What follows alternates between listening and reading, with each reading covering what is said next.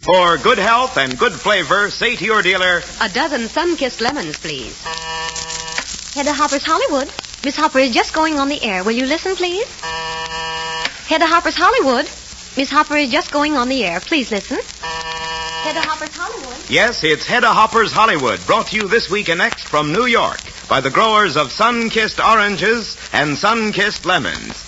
You know, New York has some very excellent places to eat. Famous steakhouses here are rather proud of the way they cook meat to retain all the natural juicy flavor. And they like you to enjoy it as is, with only the addition of lemon to bring out even more of the natural flavor. That's because lemon juice doesn't change or hide the good taste of fine meat. Just adds zest and tang. Adds color and appetite appeal, too, when you decorate your meats with thin lemon slices garnished with paprika or pimento. Next time you buy meat, get a dozen sun-kissed lemons. A dozen because you can use them so many ways. Sun-kissed for California's finest and juiciest. Now, here's Miss Hedda Hopper with Hollywood news and New York news from New York. Thank you, John King, and hello, everybody. My most important news today comes from Washington, D.C. I understand that Wild Bill Donovan leaves within the next 2 days for England at the request of the President and Secretary Hull to take a quick look-see at the real conditions over there. He returns by way of the Orient and will be gone altogether only 5 weeks. I'd say that Bill had a job cut out for himself. I also hear that Bill Bullitt twice has turned down the ambassadorship to England, but would accept a cabinet job. I'm wondering if it might be Secretary of Labor. The opening of the Metropolitan Opera was fabulous, funny, and furious. Even in Hollywood, I haven't seen a larger battery of cameras. And to watch the side matrons scuttling from one door to another to make the main entrance so that they got in all the pictures was as funny as anything I've ever seen in Hollywood. I'm speaking now of the matrons whose faces matched their chinchilla coats. I was proud of our stage women. The two best-dressed women there were Lily Pons and Mrs. Larry Tibbett. In the last month, Lily and I have met in San Francisco, Los Angeles, and New York.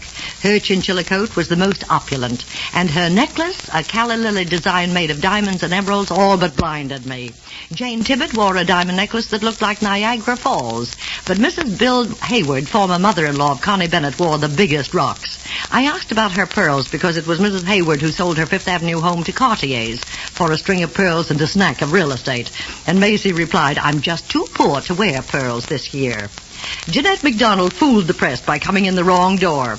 This was Charlie Knickerbocker's 27th Metropolitan opening. Incidentally, Inez Robb, who is a great friend of the Duchess of Windsor, flies south Monday to meet the Duchess and stay with her while she's having a tooth yanked. Most of those who attended didn't come to hear the music, but to show themselves off in the grand staircase or in the bar. I'm certain they chose the masked ball only because it had 5 acts. I don't know yet what it was all about. Greta Garbo and Gaylord Hauser arrive in New York in about 3 weeks for another swirl of social activities, and perhaps tea again with Mrs. Neely Vanderbilt. And if the weather continues cold, she'll probably wear her turtleneck sweater. Darryl Zanuck is pretty upset because they didn't use a picture of Don Amici on those new 10-cent stamps of Alexander Graham Bell. Darryl just couldn't wrangle it. Found Charlie Chaplin dividing his dancing attention night before last at the Persian Room of the Plaza between Sylvia Fairbanks, who still bursts into tears whenever Douglas's name is mentioned, the Countess of Jersey, and Mary Duncan Sanford. Charlie's doing all right for himself. Lillian Gish, when she was top movie star, used to be called the Iron Horse. She loved it. Now Deems Taylor calls Jeanette MacDonald the Iron Butterfly. I'm wondering how she'll like it. Fans don't seem to be bothering Madeleine Carroll, who is domiciled at the Ritz-Carlton, where I'm also stopping. I saw her French aviator in the elevator at the same place. Madeleine planes west tomorrow. Because I return to Hollywood on the 14th, I'll have to miss the biggest party of the year, the Star-Spangled Ball at the Astor for the Allied Relief. It sounds like a honey. Our most prominent comedians, composers, and playwrights will be bartenders, and they'll include Ed Wynn, Al Jolson, Eddie Cantor, Bill Gaxton, Irving Berlin, Robert Sherwood, Moss Hart, and the glamour girls include Helen Hayes, Mrs. Vincent Astor, Whitney Bourne, Constance Bennett. They'll be taxi dancers, and they'll get 50 cents a dance, and for each dance sold, they receive a star. So the girl whose gown will be star-covered at the end of the evening will have done some traveling. They'll have 5 bands, Ben Burney's, Eddie Duchin's, 3 others, a colored night club with Ethel Waters, Bill Robinson, and Paul Robeson. And their selling slogan is, well, who isn't going? Joan Crawford is the center of all eyes when she's escorted about town by handsome Charles McCabe of the New York Mirror. Just before I came on the air, Kay Kaiser phoned to invite me to a party they're giving for him at the Waldorf tonight. And has he been busy? When his picture opened here, he did 9 shows a day. The only trouble with Kay is he's never learned how to say no. I bumped into Arthur Treacher yesterday, who really looked like the butler he plays so well on the screen. His wife took him shopping, and he was actually carrying parcels. Jimmy Dunn's pals have tried, but haven't yet gotten him into a nightclub. Guess what he does instead? He goes bowling. Well, I finally had a ride in Major Beau's car, which is a city block long. Everything you've heard about it is true, including the gold cocktail bar, jade trimmings, and disappearing windows. The Major's a little hurt because his chauffeur turns on the electric heater every time he steps inside. And instead of grousing because the government takes 85% of everything he earns, he's proud of it. Maybe you'd be, too, if your income was $22,500 a week net. Charles Lawton is still very ill from that ear infection he got during The Hunchback. Well, Gary Cooper is now all set for Sergeant York, and Sam Goldwyn gets Betty Davis for Little Foxes. And that coming marriage of Brenda Fraser and Shipwreck Kelly must be just around the corner, because he's already selected furniture for a new apartment on which he's paid a deposit. And the romance may be all over between Bonnie Baker and Aaron Tucker, as I hinted to you a month ago, but there are those here who believe they've already been married. There was some fuss between them when they started the picture for Paramount because Bonnie's salary was only $90 a week and Tucker's around $4,000. Yes, an adjustment was made. New Yorkers never change. It's open season here for Californians the year round. Meet any New Yorker, and at the slightest lull in the conversation, he'll ask, "Well, and how do you like it here?" Then he puts on that cat that swallowed the canary look, as much as to say, "Wiggle out of that one." Well, they just love to watch the struggle between our politeness and loyalty, and of course the answer is always, "I love it here." It might be different if I couldn't get my California orange juice, but... Don't worry about that, Miss Hopper. There isn't anyone within sound of our voices who can't get California oranges 12 months in the year. Right now, a new crop of those seedless navels is coming in and being welcomed everywhere as the finest fruit in several years. And they give you real orange juice, so deep golden in color you can actually see the difference. So fine-flavored and richly satisfying that you can taste the difference from the first sip. And as you'd expect, that means you're getting more vitamins and minerals in your California orange juice. But don't think that sun-kissed navels are just to drink. They're seedless, best for juice and every use. Now, Hedda Hopper brings us the second chapter in the true life story of Dorothy Lamour, Paramount film star whose latest picture, Moon Over Burma, will soon be seen in theaters throughout the nation. If you asked Dottie how she became a picture star, she'd tell you that she owes everything to her mother. For Mrs. Lamour made every effort to prepare Dottie for a career, believing it to be the only way for her to rise from the poverty and hardships of her cheap surroundings. And so it happened that during her last 2 years of high school in New Orleans, Dottie appeared in the annual New Orleans Beauty Contest. On the second attempt, she won, was crowned Miss New Orleans. Then came her first stage appearance, a vaudeville tour with her friend Dorothy Dell. It's here that we start our story. After the show had been on the road 2 weeks, Miss Dell got an unexpected break, burst in to tell Dottie the good news. Dottie, have I got something to tell you? You have? Well, gee, what is it? I just got a telegram from Florence Ziegfeld. He wants me for the Follies. Oh, Dee, that's wonderful. Weren't you surprised? Well, of course. I thought the agent was kidding me. When do you leave? Tonight. They're letting me out of the show. Dottie, you're going with me. Going with you? Mm-hmm. Well, what do you mean? Well, I've got it all figured out.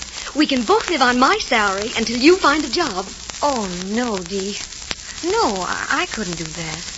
Well, Dottie, why not? Well, because I'm going home. You mean you're going to quit the show here just to go home? Yes. Oh, you know I don't like it, and, well, now that you're leaving, I just couldn't stand it. I don't think I'm cut out to be a showgirl. But, gee, Dottie, what'll you do? Oh, I'll find a job of some kind. Anyway, I'll be with Mother. I guess I'm just homesick, Dee. So Dottie packed her bags and went back home to New Orleans. But she couldn't find a job. Then she and her mother went on to Chicago. Mrs. Lamour felt that opportunities for Dottie would be much greater there. It's hard to believe it, but they arrived with only $4.30 between them. Then they both started looking for work. Mrs. Lamour went directly to an employment agency. Really, I'm not particular. I'll do almost any kind of work. Well, I'd certainly like to offer you something, but I don't know just what... Oh, excuse me, please. Oh, Jefferson's Employment 8. What? Oh, well, I don't think I have it. Oh, hold on a minute, please, will you? Listen, madam. Yes. Candel's salad chef just quit. Know how to make salads? Because if you do, it's a job for you. Salads? Yeah. Tell him yes. Of course I can make salads. Of course I can. Beautiful salads. Hello? Well, if you're stuck, I've got someone right here in the office now. What? Oh, you want to right away? How about that, lady? Can you get right over? Could I have 30 minutes? She'll report in 30 minutes. Okay? Fine. Goodbye. Thank you so much. I've got to hurry. I haven't a minute to lose. But, lady, Candel's is just around the corner. I know, but I have to go to the public library first. Public library? What for? To find out how to make a salad. In the meantime, over at Marshall Fields, a personnel manager was talking to Dottie. Where are you from, Miss Lamore? New Orleans. Had any previous store experience? No, but I could learn. I have had a little stage experience. Perhaps I could model in the store and attend sales classes. Well, we've a long waiting list of sales girls and models. However, I might be able to start you as an elevator girl. Would you be interested in that? Oh, of course I would. I'd have to learn how to operate an elevator, though. Well, that can be arranged. We'd like you to report tomorrow morning. So both Dottie and her mother went to work in Chicago. The hours were long and pay was small, but together they managed to live and yet had enough left over to pay for Dottie's singing lessons. Then, 6 months later, while Dottie was working, it happened. Going up, please. Stand back and face the door, please. Well, suffering cats. But isn't Dorothy Lamore? What? Why, Dee Dell. Why, Dottie, I've been trying for ages to find you. What in the world are you doing in this cage? Shh, not so loud, Dee. Second floor, kitchenware, stove. I'm making my living this way, Dee. Electrical refrigeration, appliances, model kitchen, household aids, and cooking school. Second floor. Let them out, please. Are the electrical washers on this floor? Yes, madam. Down to the end and to your left. Oh, thank you. Going up, please. Imagine seeing you here, Dee. Dottie, now really, you're not doing this for a living. What do you think? Oh, gosh, Dee, you look simply wonderful. Your clothes are stunning. Listen, Dottie, I've got a lot on my mind. When do you get off for lunch? Noon. Well, I'll meet you at the employees' entrance. Is that okay? I'll be there, Dee. Well, I'm going to get you a real job. Third floor, Missy's Wear, A handbag. job singing with a band. What? Costume, jewelry, lingerie, gloves, stockings, notions, lady dress. On Friday, we'll tell you how Dee Dell came to Dottie's rescue and how this led to her first singing engagement with Herbie Kay's band. Dottie today was played by Jeanette Logan. And now, here's John King playing Santa Claus a little bit early, but... Well, I do feel that I have that old Christmas spirit, Miss Hopper, when I can make an offer like this. It's a beautiful, practical, large-size serving spoon in original Roger silver plate and in the exclusive California blossom pattern. It's really a valuable piece, guaranteed in writing by the world's largest silversmiths. We will send you one of these fine serving spoons for just 25 cents with 6 sun-kissed lemon wrappers or 25 cents and 6 trademarks shaved from sun-kissed oranges.